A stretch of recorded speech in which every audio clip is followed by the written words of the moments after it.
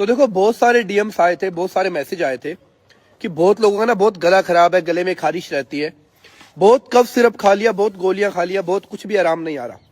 तो आज जो मैं आपको देसी नुस्खा बताने वाला हूं ना, पहले आप एक चम्मच को गैस पे गर्म करेंगे। गर्म करने के बाद उसी चम्मच के अंदर आप डालेंगे थोड़ा सा शहद, थोड़ा सा काला नमक और थोड़ी सी काली मिर्च का पाउडर। थोड़ा सा इनको मिक्स करने के बाद जिनको भी खांसी है या गला खराब है, आप इसको ऐसे गरम गरम, मतलब ज्यादा गरम नहीं, थोड़ा सा नॉर्मल गरम, इसको आप चाटते रहिएगा थोड़ा थोड़ा। एक बार के इस्तेमाल से आप देखिए गला सही हो जाएगा। अगर गले में किसी के खराश है उसको आराम आ जाएगी। तो इस वीडियो को शेयर कीजिएगा, सेव कीजिएगा और अकाउंट को फॉलो करके जाइए।